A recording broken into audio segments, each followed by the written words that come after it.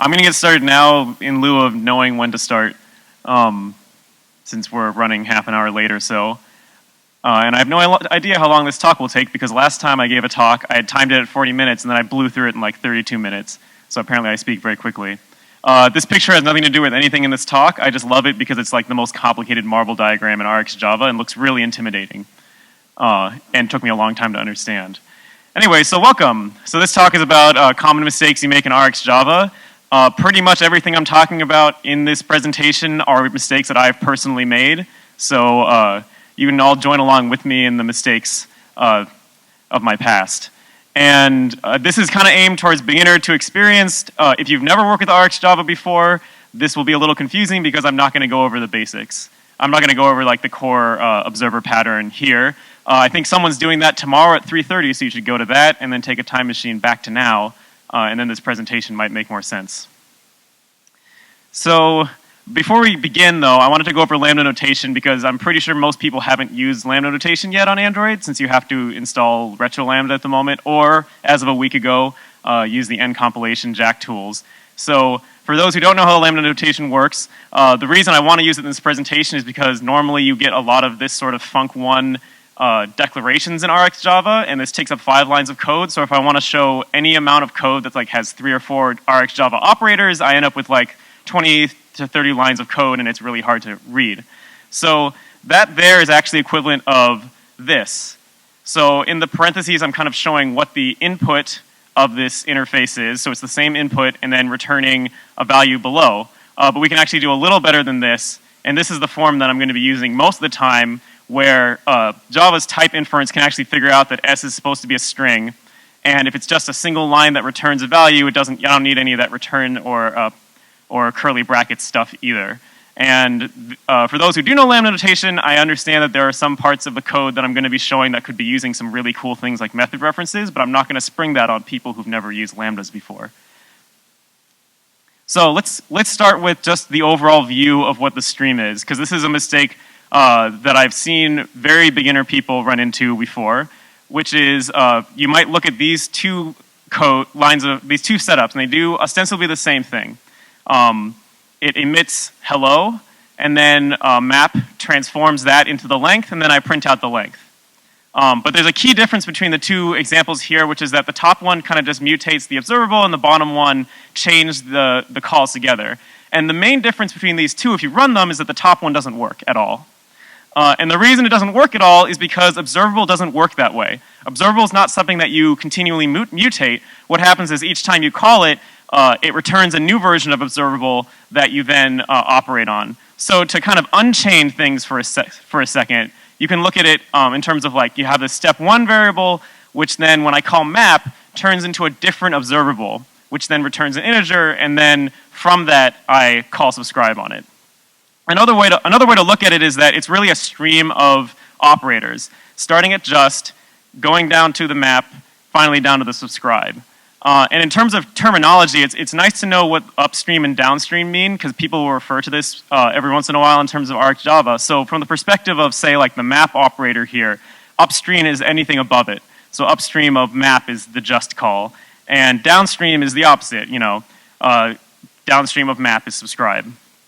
So what I wanted to kind of structure this talk is like going through the different steps of RxJava. So the first step is creation, like where does the stream start? And I find that people, when they start RxJava, tend to know 4 ways to create observables. 4 ways to get the stream started. The first is just, which returns just the objects that you put in, very simple. From, which is kind of an iterable version of that, which allows you could put in a list and it'll output each item in that list. The third way is whatever retrofit's doing, because you have retrofit installed and you're using the converter and it's somehow creating observables and you're happy about that. And then the fourth one is create, because obviously if you want to create an observable, you would use a method like create. It's in the name. And that's why it's very surprising here that you should almost never use create. And there's a few reasons why you shouldn't use create, but it's all basically because create is very hard to get exactly right. For one thing, you have to be very cognizant of the observable contract. And that is that you call on next any number of times. It could be 0 time, 1 time, n times, followed by one of two terminal events, onCompleted or onError. And if you get this wrong, sometimes the system will catch you, sometimes it won't, but just don't get it wrong. That's the contract. The other big problem is unsubscription, which is a lot of beginners who call create don't realize that you can call subscribe, and then you can actually call unsubscribe before create's actually done. And in that case, you could still be pushing out events to it. You could still be pushing on next down to the subscriber, even though it doesn't care anymore. And so your code will keep emitting things, even though you've unsubscribed a long time ago. So that's something else you have to be cognizant of. And then the really big problem is back pressure, which is a topic that is complicated enough that I'm not really going to go into too much detail on it here. Suffice to say, it's basically a way to handle the problem with infinite streams where you have too much data coming in at once, and you need to somehow handle a lot of data and throttle it and slow it down. But almost guaranteedly, whatever create method you write is not going to handle back pressure at all, and you're going to screw it up. So that causes problems with a number of operators down the line.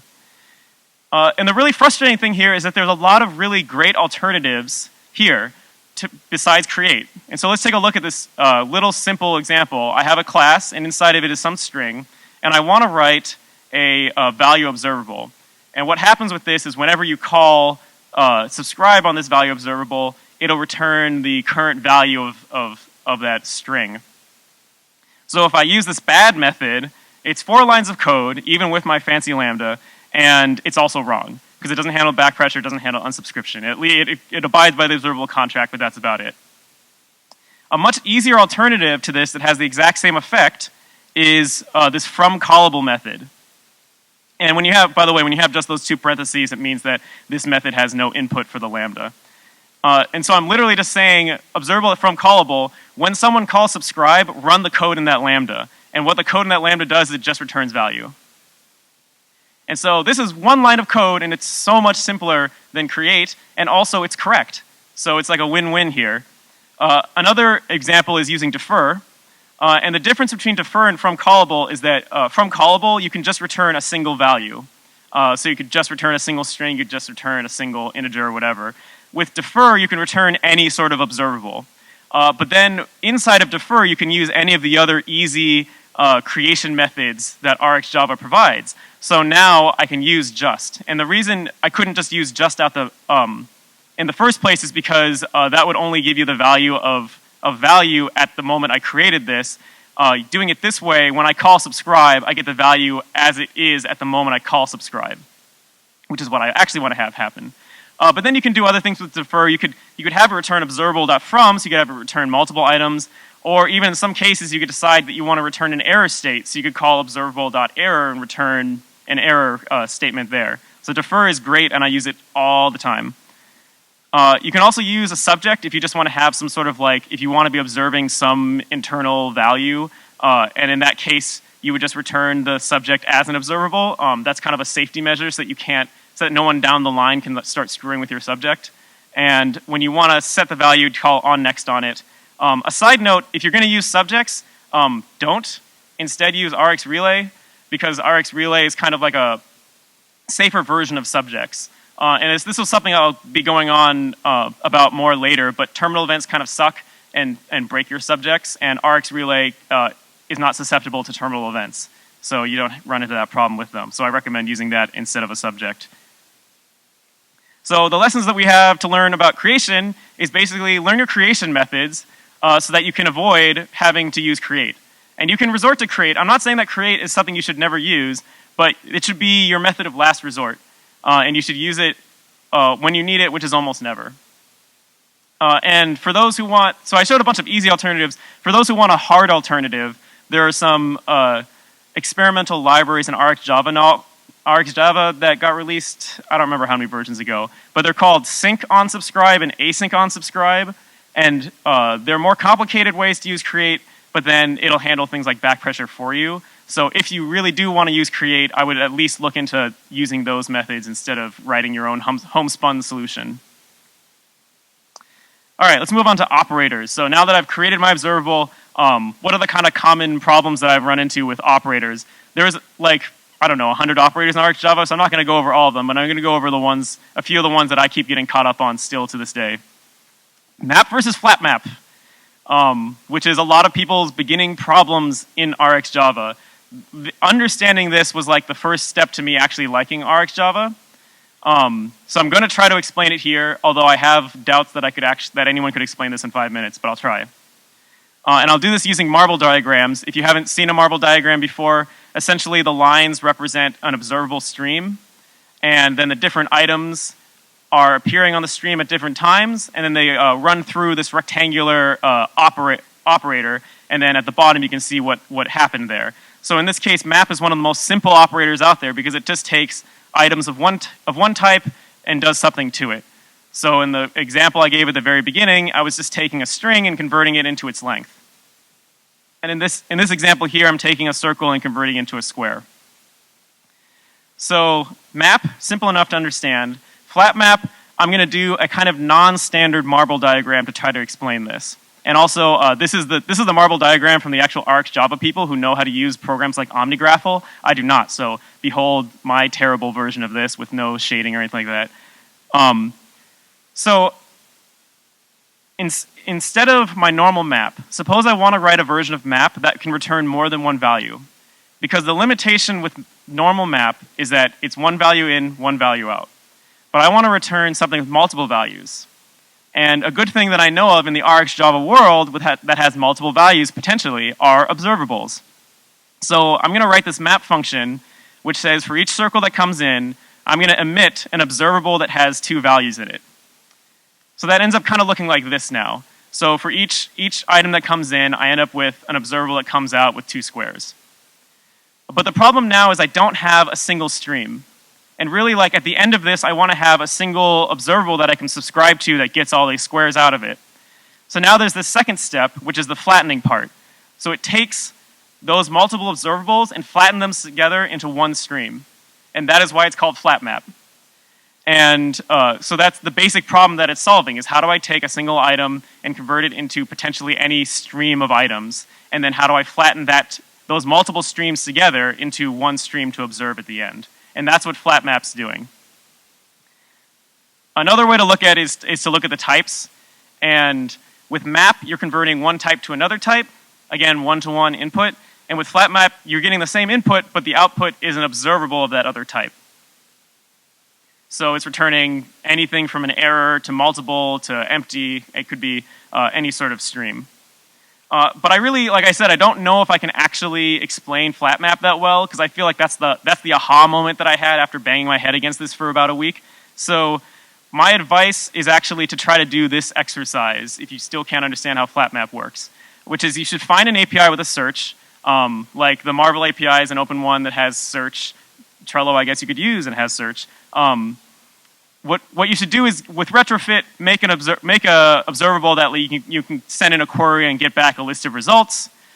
Make another observable that allows you to, for each result you get, query more extra metadata about it. And the challenge here is I want you to be able to query for results, output extra metadata about each result, but you only get to use one subscribe for the entire thing. Because this problem, if you're thinking about it in an imperative manner, is very easy to solve with multiple subscribes. Because you just subscribe to that first observable, you get your results back, you write some for loop, and then for each one, you call some subscribe method, and then you end up with 15 subscribes in your situation. You can do this with one subscribe, but it requires you using flatMap. And once you do that, maybe you'll figure it out how it works. Another thing about flatMap that gets confusing is ordering. So there's 2 methods that are very similar, flatMap and concatMap. And most people know about flatMap, fewer people know about concatMap existing. They're exactly the same, except for that the order matters between them. So in the case of flatMap, it's an unordered merge. The flattening can happen in any particular order between multiple observables, whereas with concatMap, it's all ordered. And this is a lot easier to see with the marble diagrams. So if you look at the input streams on both of these, the top one and the bottom one, it's the exact same input. But on the bottom, you can see that the 2 reds are linked together, the 2 greens linked together, the 2 blues. It waits for one to finish before it starts emitting the other.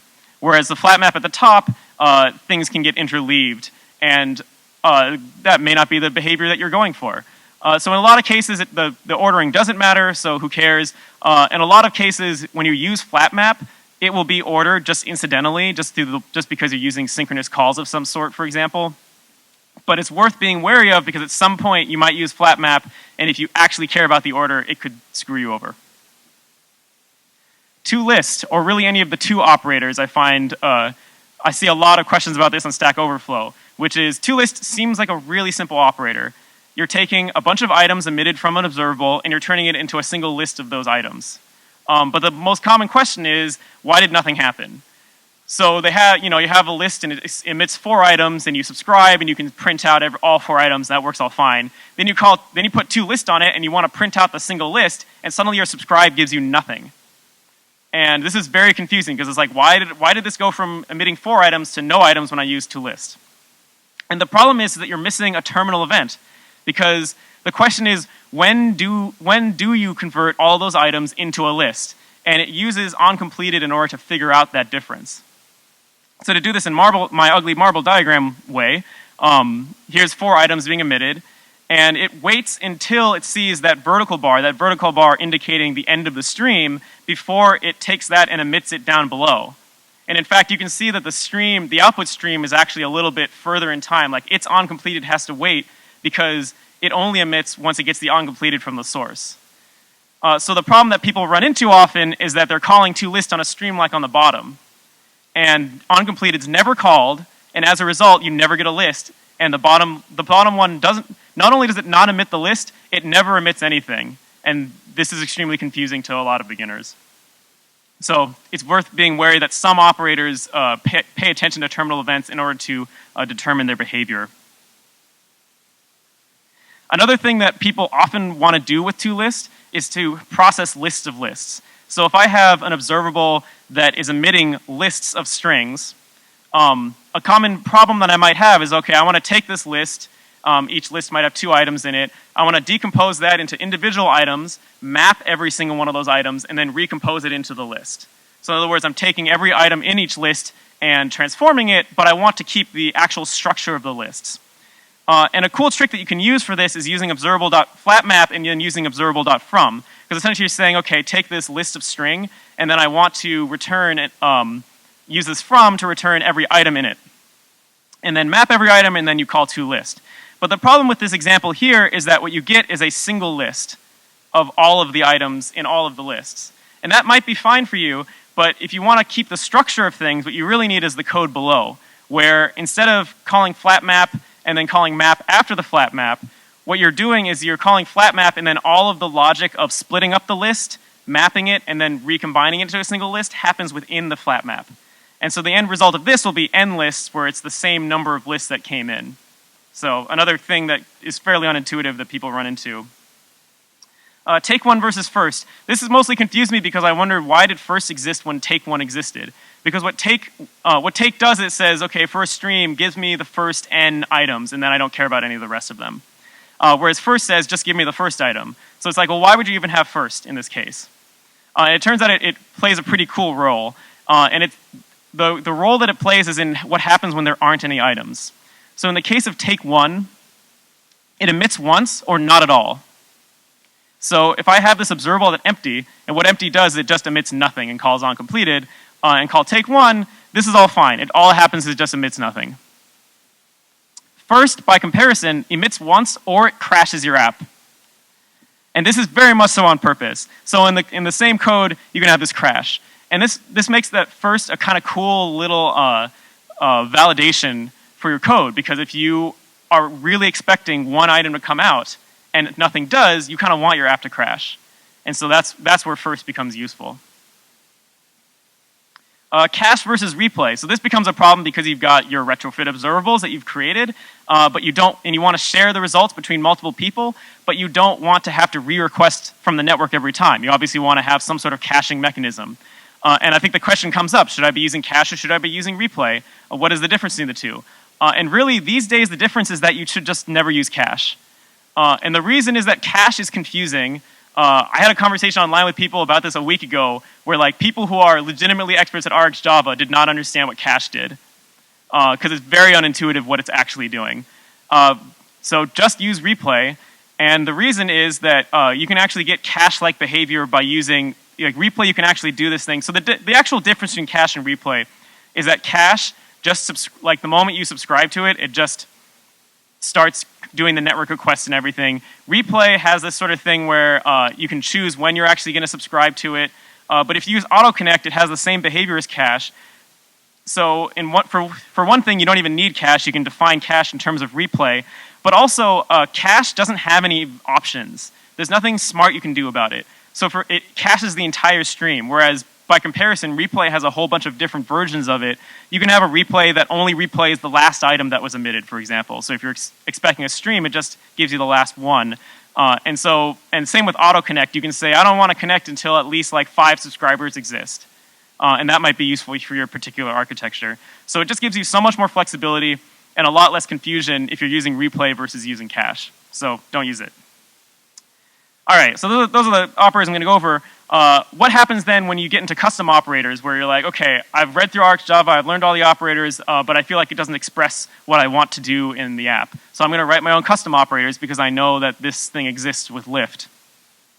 So let me go over some of the operators I've written over my time. I've written a operator null to default, and this was kind of cool because it took a null value and converted it to some default value. So that was useful if, say, I had a list and the list was going to be null. I just wanted to have an empty list instead. By the same token, I would usually stick after that some operator sort list. So it takes an input list, sorts it, outputs it. Subscribe until was useful for a while, where it would, this was for kind of automatic unsubscription to handle memory leaks, which I'll go over more later. And then a continue with if empty, which basically was like, if the stream upstream was empty, then I would like to do something else below. So this is good if you're like checking for some cache data, it doesn't exist, then you can continue with like a network request of some sort. So let's compare that list to the number of operators I should have written. All right, I shouldn't have written any of those, and it was just naive of me to do so. And the reason is, it's worth thinking about what is the purpose of operators. The purpose of an operator is to take data and transform it. So really, each operator that exists represents a different flow of data, a different way that data flows through your observables. And it turns out that RxJava, the framework handles most of the common flows. In fact, all of the ones that really commonly come up. And so by that token, like, what was really happening there is I just didn't know RxJava framework well enough at the time to realize that it already had in it all of the flows that I was going for. So really, the only time you need to resort to custom operators is if you have a unique flow of data that cannot be represented by any of the existing operators or combination of those operators.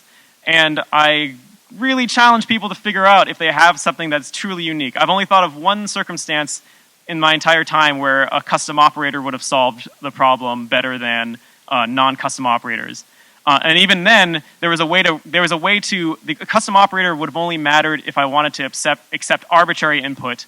And I said, I'm just not going to accept arbitrary input, and then I could define it easily through existing operators. And then all of the same stuff I said about create being hard to work with is like times 10 for operators. They're really hard to write correctly. So if nothing else, you should avoid them because it's so easy to mess them up. There's one of the RxJava devs is named David Karnak, and you should, I'm sure I'm butchering his name, but you should look up his blog because he goes deep into the internals of how operators work, and every one of them involves like my mind exploding when I try to read through it. He's a good writer, but it is extremely complicated to get it exactly correct. So to look at these ones that I had written before, what could I have used in the actual framework to replace them? And embarrassingly enough, the first two I could have just used map. Like, it's that simple. Like, map. Map, if it's a null value, create a default value. Otherwise, just pass it through. Sort, same thing. Just sort the list. Subscribe until I replaced with take until. The reason being that subscribe until I did things that were illegal in RxJava and wouldn't work in some cases. So that was easy for me to do. And then continue with if empty. It turns out there is exactly that operator called switch if empty. So, and written a lot better than I had ever written it. So let's get into threading, because the reason a lot of people get into RxJava is the threading model, which makes things easy, but it turns out the threading in RxJava is kind of complicated, actually. So I'm going to go through a bunch of pieces of code, and we're going to try to figure out which thread things are on, Let me just check what time it's. Okay, so range and interval, these two things do different things, but they're approximately similar for this example, which is that range is going to count from like 0 to 4 in this case, and then and interval is just going to start counting 0, 1, 2, 3, 4, 5 infinitely, but they're both kind of counting up. But the difference is that interval is going to wait 1 second between each item it emits. So for the range, the question is what thread is everything going to be called on? And in this case, it's very simple. It's just the current thread. And I think this trips up some people sometimes, actually, which is they think that because they're calling subscribe, something asynchronous is just magically happening. And that's not necessarily the case. If you have nothing but synchronous operators, it's going to just run through and then be done. So just because you're calling subscribe doesn't imply any sort of asynchronous stuff. I bet that people who are smart here, though, realize that probably I wouldn't have two samples on the bottom unless the bottom one was doing something different. And the bottom one is indeed, and the subscribe in this case is being called on the computation thread, on the computation scheduler. And the reason that's happening is because you really need a second thread in order to do this interval. Otherwise, you just block your whole app every second before you emit each item. And that's because this interval actually has like a version of it with a third parameter, and that third parameter would take in the scheduler that you want to operate on. It's just in this case, I'm just letting it use whatever default it wants. But you have to be wary here because all of a sudden my subscribe is on a non-main thread and I didn't use any subscribe on or observe on. So you want to be wary of all of these operators that have schedulers involved. On a kind of similar note, if I'm using observable.just, and in this case it's the same start, again, the top one subscribes is called on the current thread, but subscribe on the bottom one, again, is called on the computation thread. And that's because delay is very similar to how interval works in that it needs another thread in order to do that delay on. And again, delay has a version of it where you can pass in which scheduler you want to use. So with observable creation and observable operators, you have to be wary because you may be introducing threading and you don't even realize it. Now let's get to subscribe on and observe on, which is the thing that most people think of threading in terms of RxJava. Let's take a look at this little interesting case. By the way, that map, I just didn't put anything in there because I don't need to put anything in there to demonstrate my point here. So I'm calling subscribe on twice. And the general understanding of subscribe on is that it affects things upstream. So obviously, this just is going to be called on the IO thread. And since subscribe on affects things upstream, the expectation here would be that map is called on the computation thread. But that's not the case here. It's actually called on the IO thread. And then if you go down to subscribe, you might expect, please, at some point, this subscribe on computation ought to get its chance to do something, but it doesn't. That's also on the subscribe, on the IO thread. And that's because of something that a lot of people don't know about, which is that multiple subscribe on calls do not work. The first one wins. And this is just due to how RxJava works. Logically speaking, it sort of makes a little bit of sense because you're basically saying which thread should the creation method at the very top should just be called on. Obviously, you don't want to have multiples of those. So this is just something to be wary about. If you're taking an observable and applying subscribe on and you're wondering why it's not working at all, it might be that somewhere higher up in the chain, someone else was calling subscribe on as well. Observe on is a lot simpler, thank goodness. Observe on, instead of affecting the subscription, it affects whatever happens below it. So in this case, the just is being called on whatever thread the subscribe is on, then it hits the first observe on, and then the map does what we expect. It'll be called on the IO thread, and then below that for the subscribe, it'll be called on the computation thread. So that's nice and simple. You can call observe on multiple times. And really what you want to be focused on is not necessarily what you're subscribed on, but what you're observing on, especially in Android world where you need to like make changes to the UI on the main thread, not on any other thread. Anytime you want to do that, then you should be calling observe on. So if you want like a do on next to happen on the main thread, you might call observe on before that. And if you want to make sure that the eventual subscription happens on the main thread, you call observe on before that as well. One thing that I always got confused with for like the first year I was working on RxJava was the difference between subscribe on and observe on because I just couldn't keep it in my head.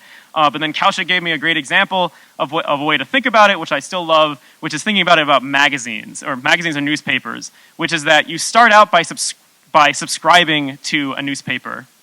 So you subscribe to it, that's what happens first, then eventually it's delivered to you, at which point you will read it and you're observing it. So observing is what happens at the end of the subscription, subscribing on is what happens at the beginning. So that's a cool way to think about it. So the lessons to take out of here is to make sure to know your schedule-based operators, and in fact, if you go to look at the Java docs, every single operator has a threading part to it in RxJava. So it'll tell you whether it's being run on a particular schedule by default, or if it has unspecified, which means it'll just be whatever thread happened to be operating up above. You can only use subscribe on once, but use observe on as many times as you want, go crazy, go wild.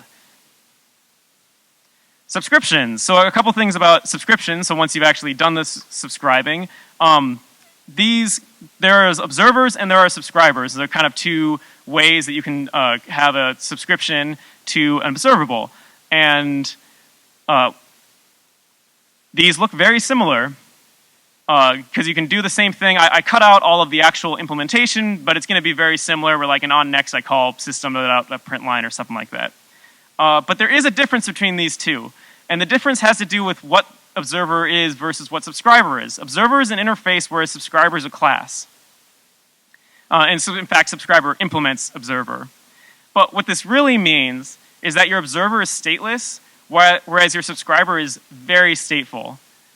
And in fact, it's so stateful that between these two, chances are that the bottom one will blow up in your face.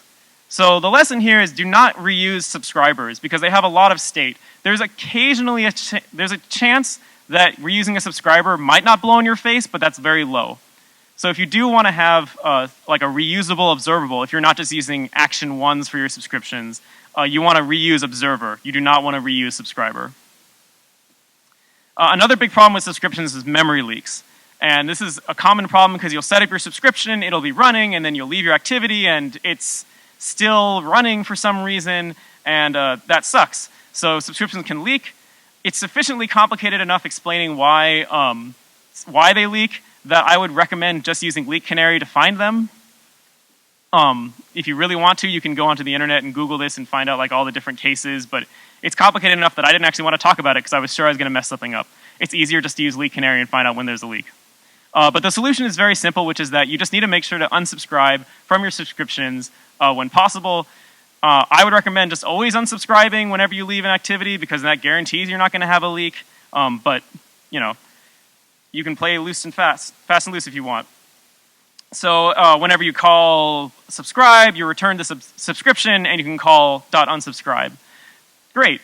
This is kind of a pain, though, if you have like 15, 20 different subscriptions in an activity. So you can use then a composite subscription, which is essentially just a collection of subscriptions. So now in this composite subscription, I'm calling add these two different subscribes, and then at the end I can call clear, and it'll unsubscribe to everything I added to it in the beginning. Now, one thing I really want to point out here is that you really want to use clear, because composite subscription has two ways to unsubscribe from everything. It has an unsubscribe method and a clear method. Do I still have time? Yeah. And the difference between the two is that if you use unsubscribe, the composite subscription is unusable afterwards. It unsubscribes from everything, and then it's like, all right, I'm done. I'm not accepting anything new. Whereas clear will clear out all of the subscriptions and then be reusable again. And that's typically the sort of pattern that you want, is to be able to reuse your composite subscription. And in fact, it doesn't even fail in a nice loud way. If I recall correctly, if you call add to a composite subscription that's already been unsubscribed, it just kind of happily accepts it and you don't realize it's not working. Another solution to this, which I have to plug since I wrote it, is RxLifecycle, which kind of, for things that are like activity or fragment based, a common situation I ran into was like, all right, I'm creating a subscription in, say, onResume. I want it naturally to be unsubscribed in onPause, because that kind of makes the most sense to me. And so this library, RxLifecycle, you can go Google it, gives you these methods like bind to lifecycle. So, and it's using this thing called transformers with compose, which I'm not going to go over, but you can see it in the documentation there. But essentially, it says wherever I'm subscribing to this, I'm going to figure out which spot it makes the most sense to unsubscribe. So if you subscribe and create, it'll unsubscribe and destroy. If you subscribe and start, it'll unsubscribe and stop. So that's really handy just for not having to manually handle subscriptions. And the best part of it is, if you do need to manually handle a subscription from time to time, you still have that option. So this is just a fast way to do things in most cases. Error handling. This is a fun one. So onError is this cool thing because people tell you it helps you avoid callback hell, because before where you had like 5 different network requests and a bunch of callbacks and you have to loop it all together, now you get this one onError going straight to the end, which is nice. But what do you actually use onError for? Really, you should be focused on unexpected exceptions. Things that you were not expecting to have happen, kind of like I/O things dying or whatever, but really the core of it is an unrecoverable stream. So you've got this stream of data, you've set up all your beautiful operators and your subscription and everything, and something has gone so wrong that you cannot handle it and you have to break the whole thing down. And the reason for that is because when onError is called, it's a terminal event, and it's called a terminal event for a reason, which is it stops everything else from happening afterwards. And the third thing that you can use it for is flow control. At least that's what a lot of people think, but you really shouldn't. And you can pretty much blame, I think, Retrofit 1 for this, because this was the Retrofit 1's implementation of RxJava was not fully fleshed out, and so it used onError for everything besides an HTTP code of 200. So it got people very much so into the habit of saying, oh shoot, you know, I got a redirect or something, now I should be handling this in onError, and that's not the way you should be doing it. And the reason, like, terminal events suck. That's basically the problem. Whenever a terminal event happens, it breaks down your stream and you no longer get to use it. And another plea for not using onError for flow control is that you can really think of onError as equivalent to try-catch. And you don't use try-catch for flow control because it causes the same problems, which is you might have a try-catch with like 100 lines of code inside of it, and whatever is catching, who knows at which point it caught it from all of that code. It's better to, if a problem's gonna come up in somewhere in the code, potentially like you might get a null somewhere, better to just do an if null check rather than trying to just catch that null pointer exception and handle it later. Like, that's just absurd. So how do you actually work around exceptions, expected exceptions that you can handle? And I think really the best way is to have an error state within the object that you're working with. And this is fact with what Retrofit 2 is doing. Now instead of returning an observable of whatever thing you're getting back, you can return an observable of a response of the thing. And then that response object is a wrapper, which then you can query to say like, did I get a 200 back or did I get an error state back? And this allows you to keep your stream up because it's not actually then a terminal event. It's just another event that you can examine and then fork your code based on. But in cases where people are using onError incorrectly, you can use onError return and onError resume next. And what these essentially do is they take an onError and they convert it into an onNext of some sort. onError return turns it into a single event. onError resume next returns observable of events, and so you can basically recover and keep the stream going to some extent, but not as good of an extent as if you had an error state in the first place. Another thing that I want to really warn people about is that it's very difficult to debug errors if you don't implement onError in a subscription. So if I've got this code here using my little first operator that I talked about earlier, as we know that this is going to crash because I'm trying to take the first item out of an empty list and it's going to crash for me. But the problem here is because I call it subscribe on, this is the stack trace that I get. And I'm not expecting you to read through all of this, but suffice to say, the problem is that there are 0 references to my own code in the stack trace. So if I go into Crashlytics, or whatever crash, like, I forget who's out there. Anyways, if I go into Crashlytics, and I look up, I'm not sponsored, and I look up the crash, I end up with this stack trace which has no references to my own code, and it's very frustrating. And it's impossible to debug. And so I highly recommend always implementing onError if for no other reason than what you can do is throw your own error, which then in the crash logs shows up somewhere referencing your own code. And so I actually like using RxJava's onError not implemented exception itself, because then it's basically saying I didn't ever expect onError to be called, but it was. But the cool thing here now is, I'm just calling onError not implemented, but at the top of my stack trace now, it shows me exactly where that subscription happened that caused that error. So at least I have something to go off of in order to debug this issue. So I highly recommend always making sure to use onError. All right, how much time do I have left? All right, go quickly. Sharing. So there's this problem, which is that you may have an observable that you want to have multiple subscribers to. especially in the case of like retrofit requests, you might want to have multiple subscribers to that. But the problem is that you are invoking an expensive operation twice, because now I'm doing 2 network requests where really I just wanted to make 1 network request and have multiple subscribers to it. So the term here that you're looking for and you can Google and get very confused about is hot versus cold, which I'm not going to go into too much detail on.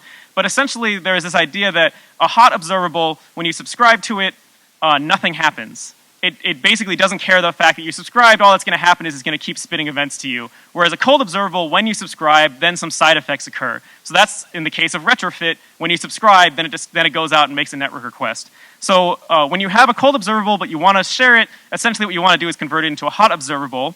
And the way to do that is by using publish. Publish basically turns any observable into a connectable observable. And the cool thing about a connectable observable is that it doesn't, when you call subscribe, it doesn't do anything. Like without the publish, each one of these subscribe would immediately subscribe, get the current time and print out. But now it's doing nothing, and at the end I actually have to manually call connect and say now is the time you should start emitting items to all your subscribers. And so then the cool thing about this code is that both of these 2 subscriptions will print out the same value for the nanotime instead of different values like it would if I hadn't published it. A warning here though, which is that you're going to probably find refCount and be very tempted to use it. refCount or share, which publish.refCount is the same as, or share is the same as publish.refCount. And so the cool thing about this is that if I use publish.refCount, I no longer get a connectable observable, I just get a normal observable, and that's easy because now I don't have to call connect. But now I get this problem when I do this code, which is that it actually return, like each one output a different value. It's like, what's the deal? I thought I was publishing it to share it. Well, what's actually happening here is that the first observable subscribing, the number of subscribers goes from 0 to 1. And then refCount says, all right, I'm in action. Let's subscribe and do this. So it subscribes, it prints out nanotime, and then the first subscriber is like, okay, I'm done. So now it goes from 0 to 1, back to 0 again. Then the second subscribe happens. And it goes again from 0 to 1. It says, all right, let's do this again. Let's call create again, and then it goes back to 0 again. So that's the problem here. So I'm a little wary of refCount because it kind of bites you in the ass like this from time to time. So the lessons here is you want to make sure to share cold observables when they're expensive and you don't want to repeat the actions inside of them. And there's 2 ways around this. One is that you can, for publishing kind of in a safe way, is one is to get in a connectable observable and call connect manually. The alternative is to use autoconnect. And autoconnect, unlike refCount, does kind of what you want, which is on the first subscriber, it actually goes out and does that subscription, but it doesn't, when the refCount goes from 0 to 1 and then back to 0 again, it doesn't unsubscribe. It just keeps that subscription open. And that's it. The end. And I made it just in time. So that's 40 minutes, and since we're trying to catch up on scheduling time, like you can find me afterwards if you want to ask any questions. So, thank you.